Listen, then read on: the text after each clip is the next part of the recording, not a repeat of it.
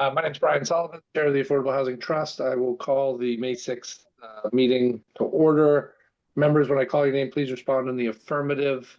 Forrest Bell. Here. Dick. Tom. Here. Thank you. Hey, Davelina. Here. Just call them first names. Megan. Here. Here. Thank you. Steph, when I call your names, Christy. Here.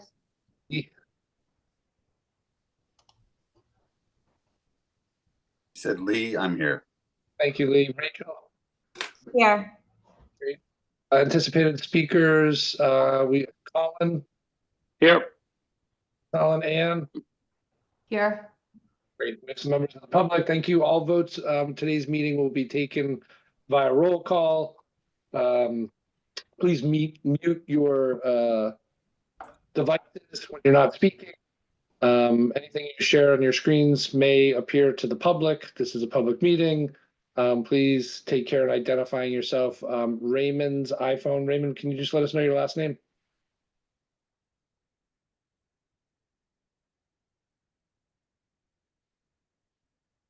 Okay, Raymond's on mute, just so we'll give him some time to figure that out and come back in and let us know who he is. It's Ray DaCosta. Okay, great. So we're identifying Raymond's iPhone as Ray DaCosta. The next item will be approval of the agenda. Are there any additions, changes, or edits to the agenda as we see them, Christy? No. Okay. Motion to approve the agenda. Thank you, Tom. A second. Second. Vote by roll call. Forrest Bell. Aye. Aye. Abby. Aye. Meg Brower. Aye. Shanta. Aye. And Brian Sullivan's an aye. Item 3, public comment for items not on the agenda. We have a couple of members of the public. Would anyone like to take an opportunity to share any comments?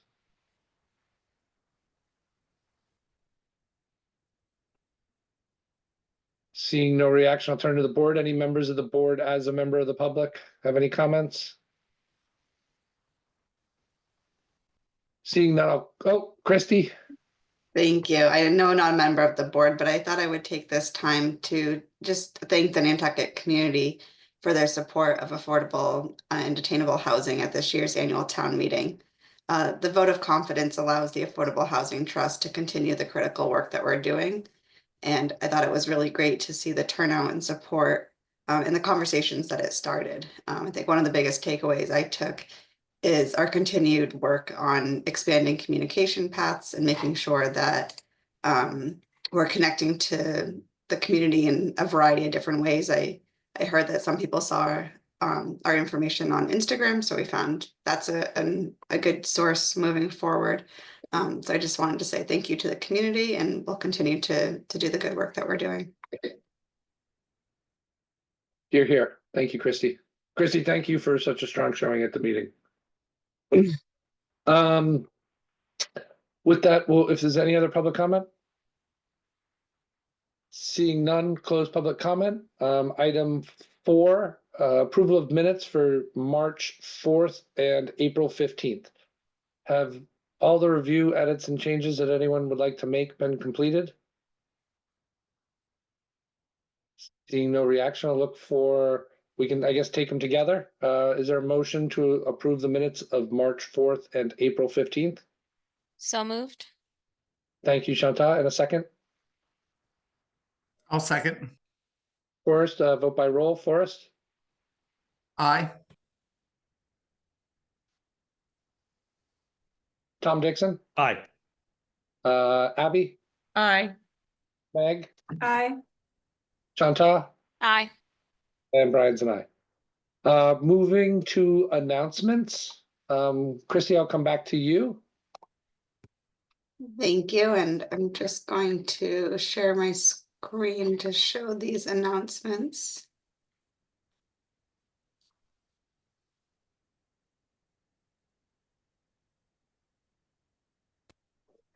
Okay. So the first announcement is that Habitat for Humanity Nantucket is having a lottery right now with applications due on June 16th at 5 p.m. This is for households earning up to 80% of area median income, and those incomes are on the flyer. More information can be found at habitatnantucket.org. And these are for they're two-bedroom units within a duplex on Waite Drive. The second announcement is that we have a second lottery. These are for rental units within the Meadows 1 apartment complex within Richmond. These are for studios, 1 bedrooms and 2 bedrooms, serving households earning up to 80% of area median income. There's going to be a public information session on June 3rd at 6 p.m. via Zoom, and applications are due by June 23rd at 2 p.m. All information can go through SEB Housing, and their website is listed on the flyer as well. Christie, I have a question. Mhm. Can we, after the lotteries have been completed and they've been awarded, can we get an understanding of the number of applicants from the people that are hosting so we can understand demand in the marketplace? Yes. Great, thank you. Am I taking the third announcement? Yes. Okay, so first and foremost, I would like to thank Meg for her years of service on the Affordable Housing Trust. Meg is going to finish her tenure here with us and appreciate all the hard work. The result of her finishing her term of service is that there is a seat available coming up on the trust. It's one 2-year at-large seat, so anyone from the general public can make that application. The deadline is by May 16th at noon, and the application needs to go, is it Erica's office or your Yes. office? They go to Erica's office at Town Administration. And that form can be picked up where to apply? It's on our town website, but you can also go to Town Administration as well to pick it up. There's information in our public packet. If you're on the Affordable Housing Trust's website, our posted agenda and packet have the information, as well as the select board packet every week has the details as well. And in general, this group meets twice a month on the first and third Tuesday. Is that the way it works? At 12:30, and the majority of meetings are via Zoom. So if anyone from the public can meet that schedule and would like to join us, we would love the effort and support. Okay, good with announcements? Thank you. Moving on to item 5, status reports of the Affordable Housing Trust Fund grants. So I think, Colin, we're going to come, or well, first we'll go to Ann and then have Colin supply some data. Christy, do you want to open with anything? No, I'll hand it right over to Anne through you. So as a follow-up from the past meeting, we had generated some questions, and Ann was going to continue the presentation. So thank you, Ann. Floor is yours. Thank you very much for the opportunity. Just wanted to follow up from our presentation from April 15th. There were some great questions asked by board members, and it was very encouraging to see the amount of support for at least locals ongoing. So namely, we have Colin here to provide the answers to questions that I couldn't, because Placemate's been such a a big help in helping us to administer the program. So I'll hand it over to Colin.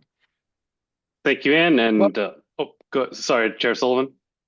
Welcome, Colin. Thanks for coming. Oh, thank you. Thank you for having me, trust members. Good to be back. Been a little while.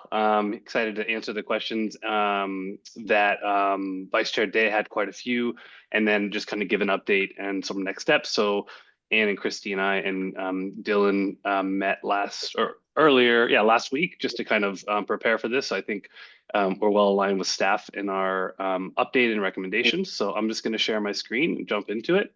So let me know, can I get a thumbs up that you guys can see that all right? Great, thank you. So there were 3 questions where there are 3 individual slides that I wanted to come back to. I think these were a mix of Chair Sullivan and Vice Chair Day's questions. So we wanted to see a breakdown by unit size by year. We wanted to see a breakdown of household size by unit by year, and then a breakdown of prior usage by year. So we got 3 clean slides on that. Hopefully that's easy to address, but can answer any other questions and can come back with more data requests if that sparks anything.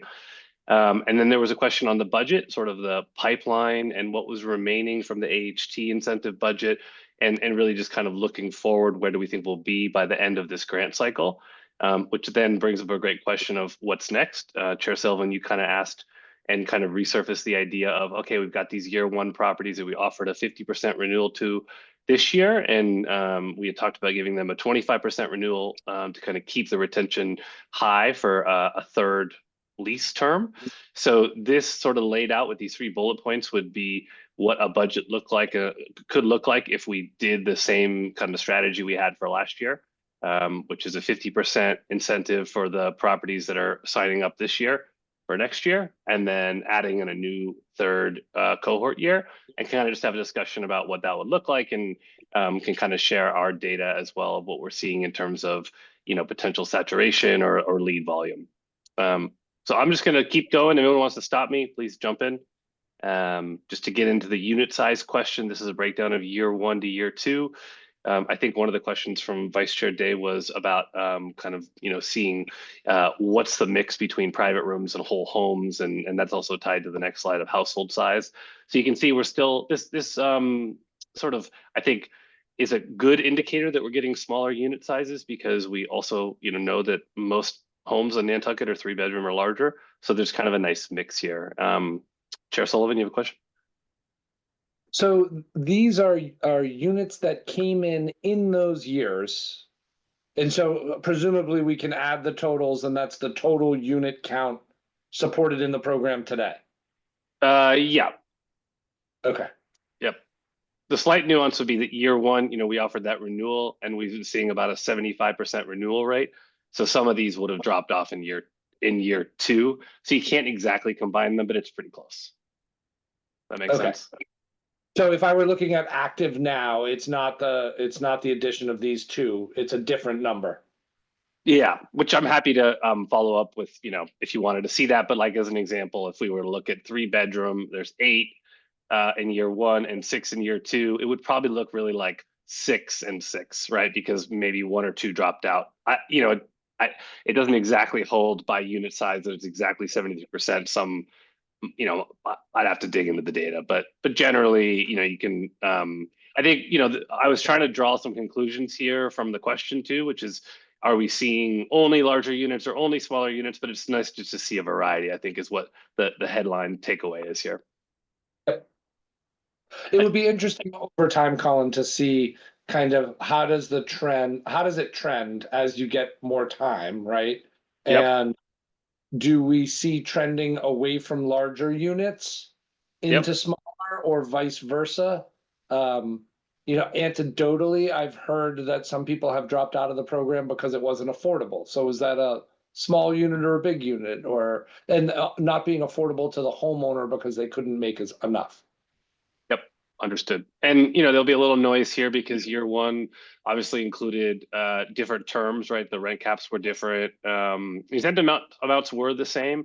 So, you know, I think probably if we're thinking about looking at it with more a cleaner lens, it would be, what does year 2 to year 3 look like, and then beyond. But year 1 will definitely give an indicator that could be interesting to look at. So I'll keep that and tuck away for future updates to make sure we're reporting on retention kind of over time, and how does it skew by unit size. That's a good call out.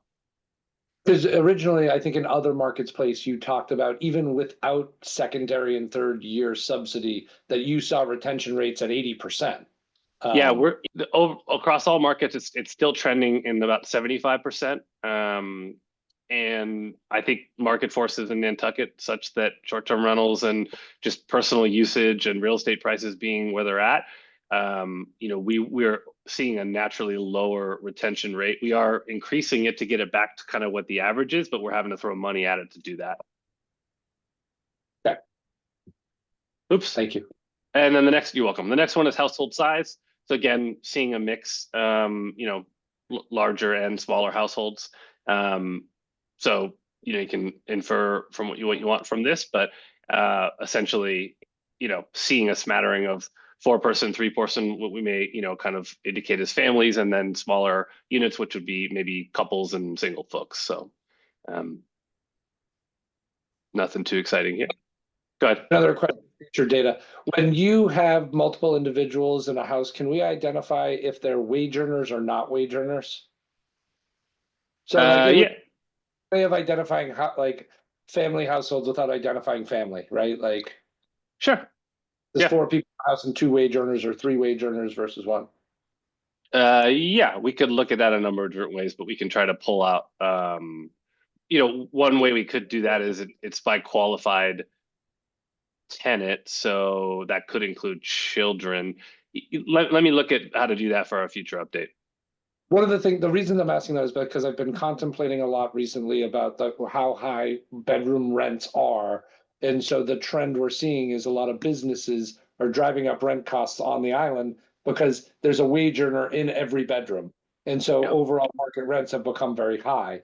And so with that, I want to consider, the cost to family households is very different than wage earner households. Yeah, and maybe the slight nuance here would be we do allow children to count as a qualified tenant. So in the eyes of the program and the eyes of the landlord, it's apples to apples. I could rent to nuclear family of 4, right, and get the same credit as 4 individuals working together. And so we're trying to normalize for that anyway with the program. But yeah, we could look at it and see if the trend here by household size is such that is it 4 individuals, and if what you're getting at is for these 2 4-person households, is that 4 individuals or is that a family? And we could cut it by adult versus not. I think that's the easier way to do it. Okay. And the next one's prior use. So this is kind of just showing what the property was prior to entering the program. And so we can see there's kind of a smattering as well. So I think a high level here, right, we're seeing most of them coming out of seasonal or monthly. And then in year 2, we've been seeing more former primary residences. What that looks like is folks moving out of the property, maybe to another, upsizing or downsizing, and instead of selling the property or renting it short term or, leaving it empty, they're participating in the program and renting it out. So yeah. Any questions on this? My follow-up question on this is, can you put the actual unit counts to these, because the percentages with such a small data sample are confusing? Sure. For prior use. Okay. Members, please jump in. Forrest?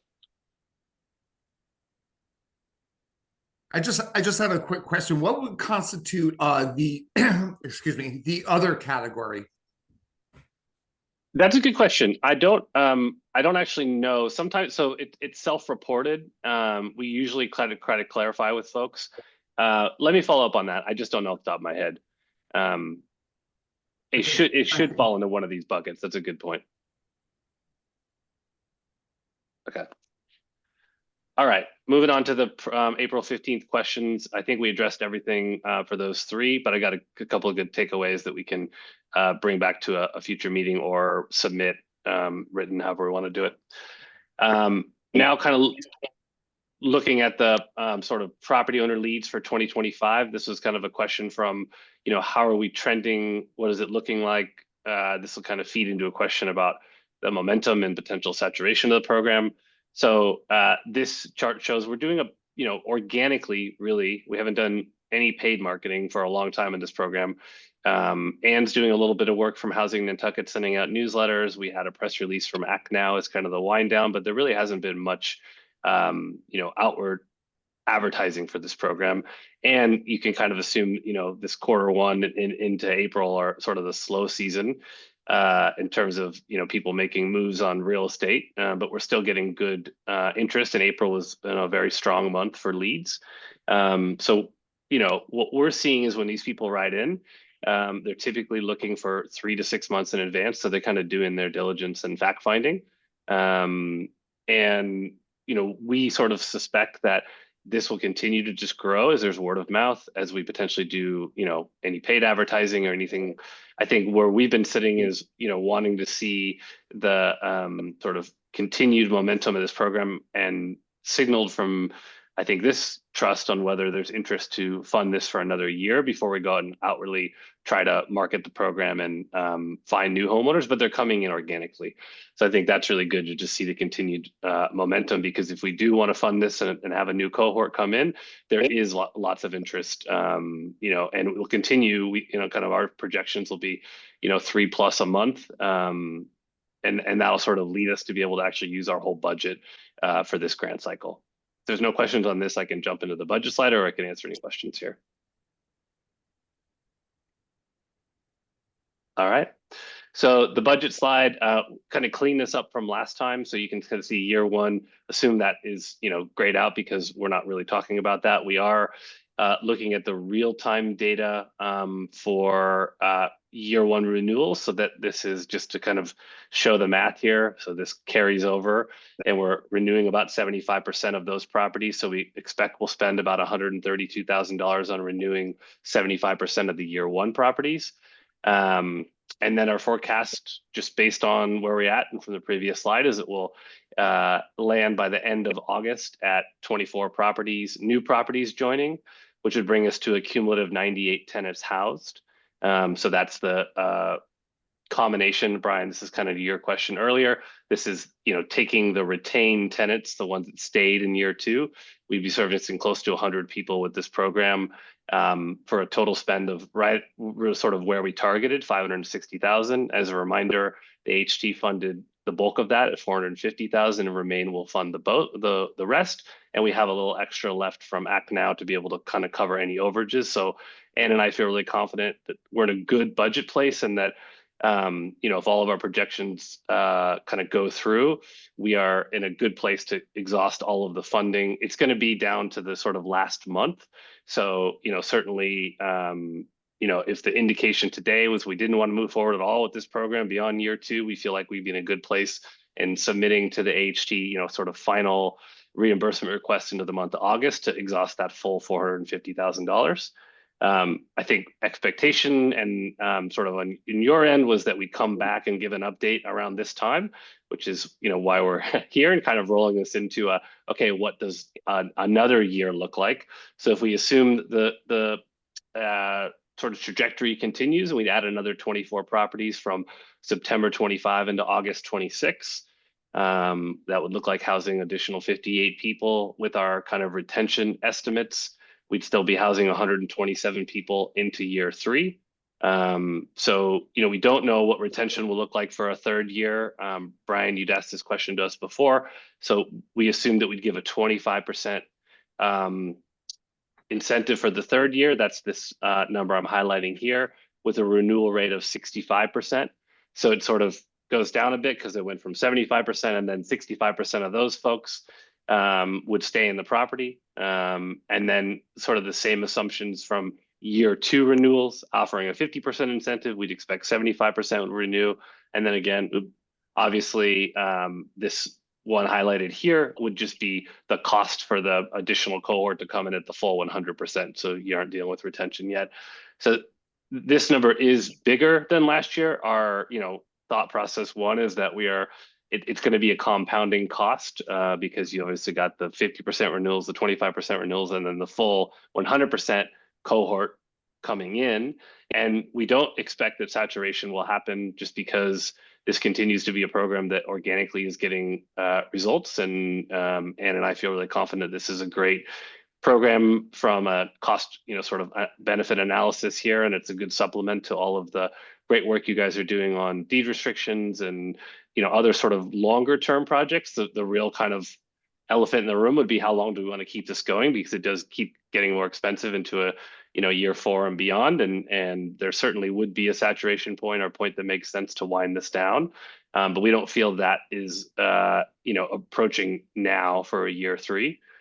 So this would be a hypothetical request that could come back to you after more questions and kind of come back with some of the answers to the questions you had earlier in this meeting. But our ask would be, assuming that we wanted to do something around this, bring the ask up to 550,000 for year 3, with Remain or another private source covering 100,000, which Anne feels confident that we could, once we sort of secured the AHT nod, that we'd be able to go out and get that, as well as raising on the private market for the administrative costs of this program. So again, the ask would be purely for incentives and purely to kind of keep the momentum going. But yeah, I'm going to stop there. There's a lot of numbers here. I kind of went through a lot. I think this is the culmination of, really the meat of the discussion. It can be saved. And, obviously a formal ask can happen at a future meeting, but this is to plant the seed. Thank you, Colin. Mr. Like to open the floor to members and questions. Mr. Chair. Yes, Tom. Yeah. Hi, Colin. Thanks for joining us today. You just said the program would have a natural end or a saturation point. How would you just generally think about that, quantify that? Yeah, and it's going to be different from market to market, so it's hard to exactly say, but I'll give you an example of the market we've been running the longest, which is in the town of Truckee. I've talked about them to comparison. They're now in their 5th year of the program, approaching 250 units converted. What's a little different in that market is that they've restricted short-term rentals. They've kind of ratcheted down with a wait list and then reduced the ability to do multifamily. And so they're continuing to actually kind of fund this program as a long-term strategy, because they've kind of got this as, one of the arrows in their quiver, and they aren't building a lot of new housing. And so they see this as, sort of a way to continue to stabilize the problem. Where I see it here, knowing that, the deed restriction program was just put out to RFP for the pilot, and knowing that there's a lot of building happening, this is my own take on this, so not to represent staff or anyone on this board, and you can correct me if I'm wrong, but I would imagine there'd be a point in time where you'd want to deploy funds for more permanent long-term housing. So the town of Provincetown, I think it's a good corollary. They've signed up with us for renewal for a 2nd year. And they said to us, we think we might want to do this for 1 more year, but then we have a lot of units coming online in 26, 27. So we'd fully suspect that we wouldn't need this program in the same way. So I think I put it out there to say most markets we're in kind of give us the time horizon of where they think this fits well. One sort of, added thing I can sort of dangle in front of this trust as well is that in 2 of our markets, they've layered on a preservation program, which is existing landlords. So this obviously is unlocking for people that are not renting long-term, but, to preserve the existing tenants and landlords that are in a relationship. We call that program Rooted Renters. It's been running in Truckee for a year, and it's about to launch in Ketchum, Idaho, kind of where Sun Valley is. And so that's often a complementary offering that we've been seeing people at the staff level and electeds and affordable housing trusts like this get interested in as kind of the off ramp a little bit. Like if we want to continue to do something, maybe it's about preserving the existing tenants, and that looks a little bit like what you're already doing with your step down approach. So it could be something that it's like an ongoing incentive worth 25% for any existing landlords with a cap on that, and rent caps and affordability, could be an interesting off ramp. So I'm super open to how we would look at what off ramp. If there's no saturation, if there's funding is not a restriction, there aren't other programs that are of higher priority, and the trust sees this as a good use of funds, then we're happy to keep it going for as long as it makes sense. There may be a natural saturation point too. If we talking about converting 200 properties, town of Truckee has 16,000 housing units. So that's maybe why they can do 200 properties. It's lower on Nantucket. I do think there's probably a point in time where it becomes harder and harder. We've sort of run out of properties that would be interested in doing this. But that could be in year 4, 5, 6, could be a long time from now. That's very helpful. Thank you. And I think it's really interesting and illustrative for us to hear about what's going on in other towns. Obviously, Truckee is not exactly Nantucket, but Provincetown is more so like us. So I think that's helpful for us to hear about that. Thank you. Yep. And I'll just share one other thing. Anne and I actually talked about sharing this earlier in the presentation, but there are 2 other markets in sort of the Cape Cod and Islands area that are launching at least a locals program. So we responded to a RFP in Chilmark to launch a Lease to Locals program there, which will be launching at the end of the summer. And then Eastham and Orleans are doing a combined program from kind of piggybacking off the success of Provincetown and having kind of a natural geographic proximity. They're putting close to $1 million in incentives for a program that will launch this fall. And they've told us that they've already secured funding for 2 years. We're just signing a 1-year contract with them. But that's just I will say all of this is thanks to you guys in a really big way. Nantucket taking a leap on a company and an idea that was working in Western mountain towns and bringing it to, sort of East Coast summer market is, thanks to you guys in a lot of way, and your kind of support of this program has helped open doors in other communities in the kind of Cape Cod and islands, which I know is a big kind of housing ecosystem. So really do appreciate you guys. Just wanted to say that. Thanks, Colin.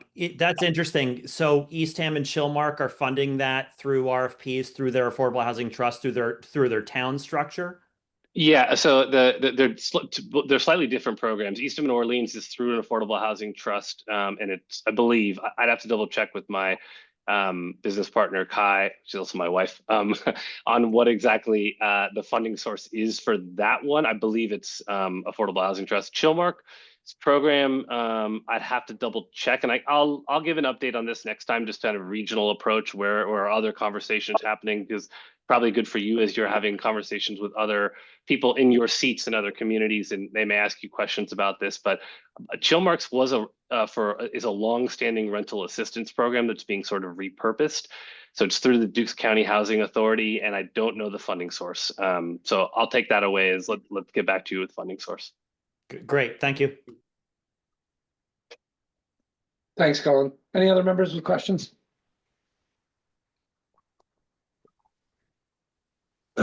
Anyone else have questions on Colin's presentation? Seeing none, Colin, I think I'm gonna release you. Yeah. Can Great. you stop for me? I can't see everybody in one. Yeah, and I just had this last slide just to say if that, I don't know, Chair Sullivan, if this is, where I'll stop sharing, where you give us direction on what you'd like to see, but I clearly have some takeaways that I could come back either at a meeting or submit in writing. I think on our end, I'll just kind of share one sort of anecdote here that I think is important to think about. We may be, thinking about this as, oh, this is next September, but a lot of homeowners are making decisions with the idea that the funding may be in place for next year. And so I think the sooner that we can get an indication that you're interested in hearing a funding request, asking more questions, getting answers the day you want to see, the sooner that I can kind of relay to homeowners, yep, you should block your calendar at the end of the summer or this summer because there is funding for this going forward. There's, as I said, sort of a 3 to 6 month sales cycle on talking to folks about, they're often, deciding not to use the program. It's often in for the next summer, but that's a big decision to make. Talk to the family, talk to the co-owners of the LLC, think about giving notice to our property manager, or we're not going to sell the property. There's tax implications. So the sooner I think that we can get in front of you again and get an indication of your interest in funding at this level or a different level for another year, the better, just so that I can be more upfront and up to date with property owners that are inquiring. As I said, once a week on average is what we're seeing, a little less. Great. I think any updates you do from the questions today, just send them. Don't wait for a future presentation. I would just let Christy update it, and then, you can get a consensus on a future ask. So I would just say, make whatever that presentation is separate from the questions, just to kind of move it along. Abby? Sorry, someone keeps hitting my computer. Colin, so thank you for the presentation. This is really helpful. Are you, do you have different, options for funding? And I guess I was wondering, because you mentioned a couple of other communities, are there other ways you guys can work on funding, just so if you're not dependent on it coming from one place? That's a good question.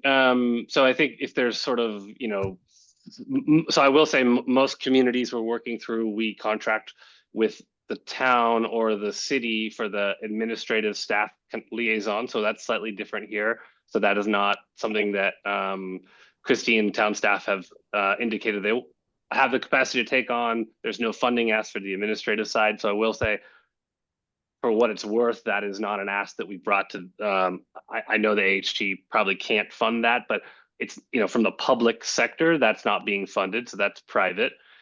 Secondly, a portion of the incentives have been funded privately. It was 100% in year one, whatever that ratio is for the 450 to 100 last year. Let's call it 20% was funded from the private sector. If we wanted to change that and not have the AHT be the bulk of the funding, we certainly could discuss that. I'm not an expert in the private fundraising through the Nantucket community. I think I would defer to Anne on what that could look like. I will say, if we wanted to ratchet down our assumptions or say, hey, we only want to bring in 20 properties next year, not 24, I think we could have a scenario where we said, okay, this is a $550,000 ask of the AHT. Here's a $450,000 ask. We could do it that way versus, I don't know if, and then maybe we supplement it on the private side, or we just say that that's the ceiling of what we allow for this program and create a wait list for people that exceed that. Does that answer your question? Or Anne, do you want to chime in? Yeah, I mean, I think that's helpful, like you're saying, is just maybe have a couple of different options of different levels so that if for whatever reason, like sometimes we as an organization, like we run into restraints with how we can provide capital. If there's flexibility on your side, it might be helpful for you to have a couple of different options. And that way, if you are coming to us for an ask, it can be like, here are the different tiers of what you have. And then we could, rather than it has to be like a yes or no, if, for whatever reason, it just might make it easier to find some sort of compromise if there is a little bit of complication, if you will. Makes That would sense. just be my recommendation as a finance person.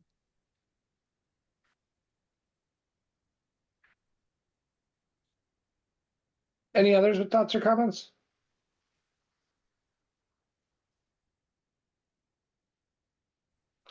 All right, I see. Sorry, I got distracted at you. Cute baby. Very, very cute. A town meeting attendee. Colin, thank you very much for the full presentation. It's very helpful for me personally. So I think other members probably.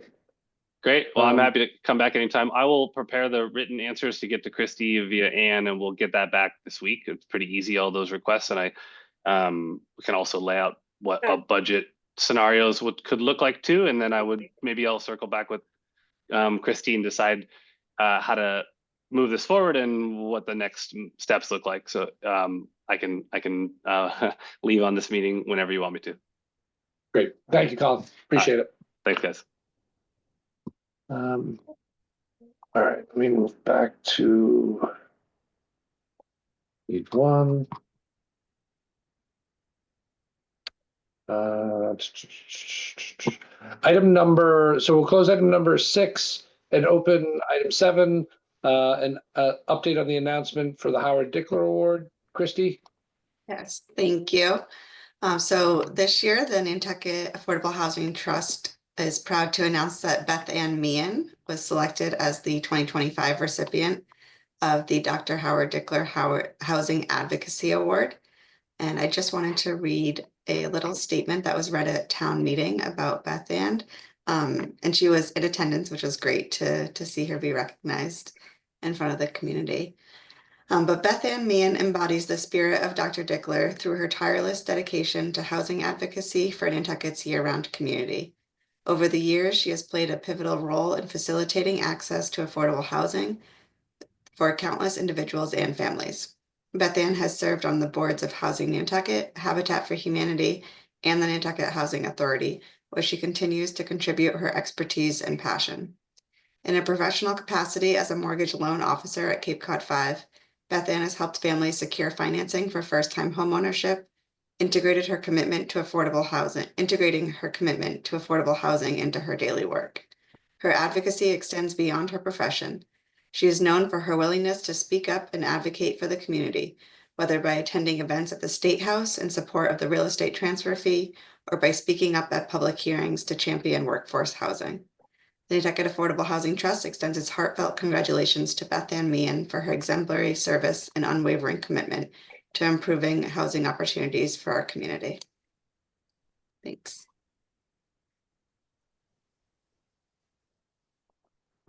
Excellent. Let's see, moving down to item 5, 6, 7, 8, 8. Communication Subcommittee. Okay, so I'm gonna give a quick update and let Abby and Sean Todd jump in as well. Alice is actually out sick today, but she put together a memo for the trust in your packet. It laid out kind of all the advertising that we did leading up to town meeting. Those in attendance might have seen we had a little flyer, trifold that went over kind of all of our successes and the projects that we've been able to accomplish in the last couple of years, as well as showcasing that we are at 6.55% towards our 10% goal on the SHI list. We also ran ads putting this information out to the community with the Enquirer Mirror, The Current, and Daybreak. We did hear some feedback at town meeting that those were seen, so I think we found a good avenue that we're reaching community members that way. So we'll continue to do things like our quarterly update to the select board, quarterly update to the CPC, Community Preservation Committee, and finding other avenues to spread the word on the work that we're doing. As a side note, I will be the speaker at the annual meeting for the CPC on July 15th. So I'll send information about that out to the members in advance. Moving forward, we'd like to continue these efforts of making sure the community is aware of projects we're working on and our accomplishments. And so the subcommittee will continue to kind of work on getting things out with a housing newsletter, ads on social media, and we're going to start to do some short video testimonies of people who have benefited from the support of our funding, and just kind of have those ongoing on our website and being able to share with the community as needed. Happy to answer any questions.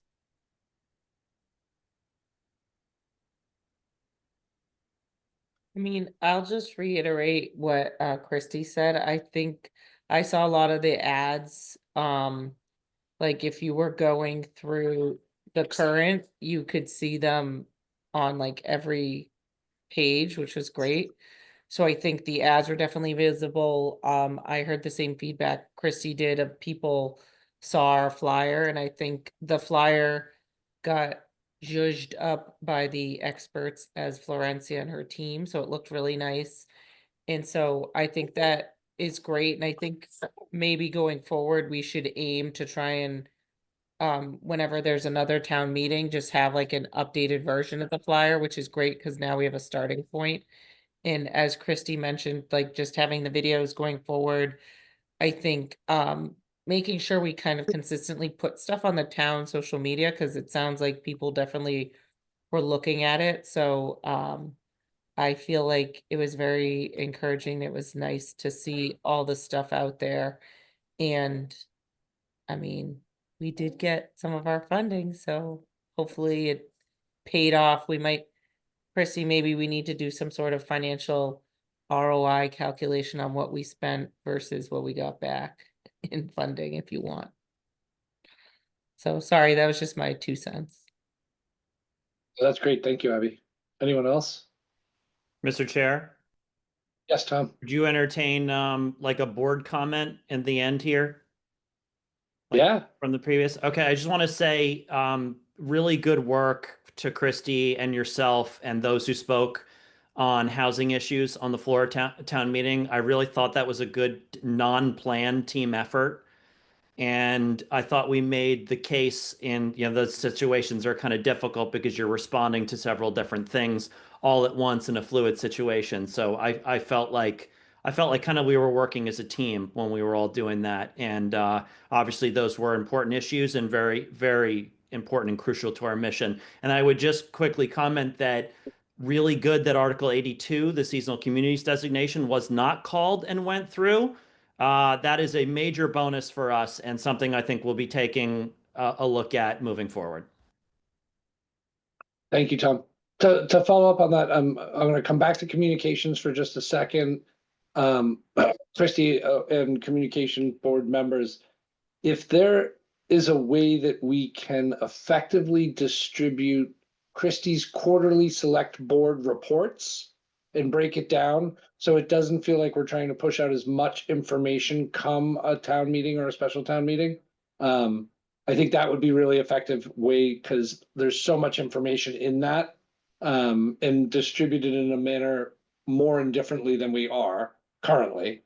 And to Tom, on your comment, I think it's worth the office preparing a summary of town meeting for Senator Sears' office, and pointing out that we unanimously sent a home rule petition for the transfer fee back up, that we unanimously approved the seasonal communities fully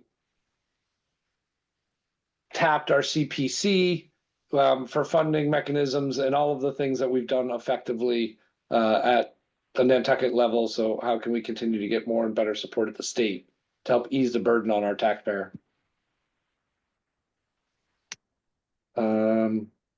Any other board comments before I move on to executive Brian, I session? just thought you brought up a good point.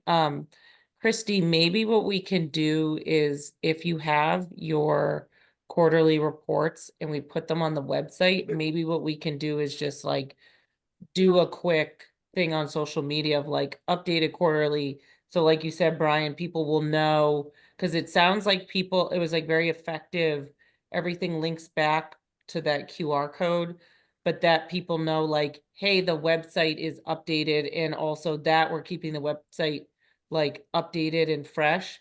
So it'll kind of reinforce that like that's the place to go if people want those reports. So to your point, Brian, it's not just like we're telling them ahead of town meeting, if we're kind of building that in every quarter and being like, FYI, like newest thing out there, kind of like I know Libby, like when she sends out her newsletter, it's like, you know that. And then it's like, if they want to send you to a website, we can just kind of do a social media, hey, this quarterly is updated, and send people there. So that way, if they want to look at all the nitty gritty, I mean, like, Chrissy, you could probably pick if there's like a quick theme or whatever you focus on for each quarterly, and just have that as part of the post. I think that might be good to kind of get into that rhythm, if you will.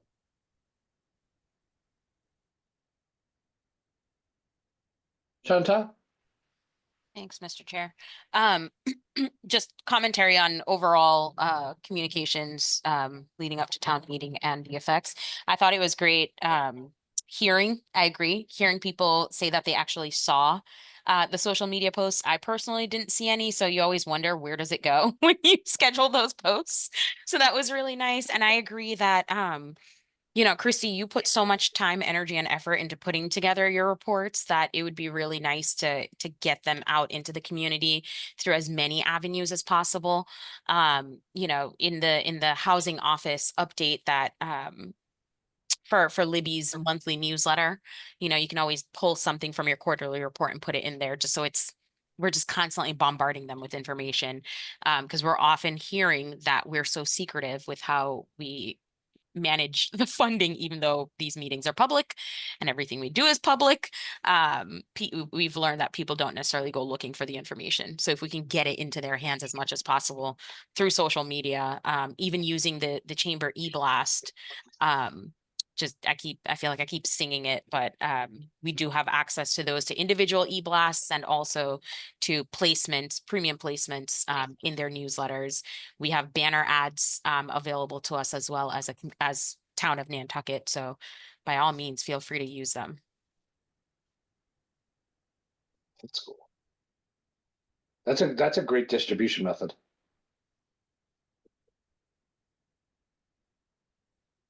Okay, any more on this? Seeing none, I'm going to look for a motion to adjourn regular session, not to return to regular session, to adjourn to executive session for the purpose of consideration of purchase, exchange, lease, or real value of property, that a public meeting may be detrimental to the negotiation. Anyone like to make that motion? So move, Mr. Chair. I'll second. Thank you, Abby. By roll call, Tom Dixon, Aye. Meg Bowers, Aye. Chris Bell, What? Aye. Abby DeMolina, Aye. Tom Murphy, Aye.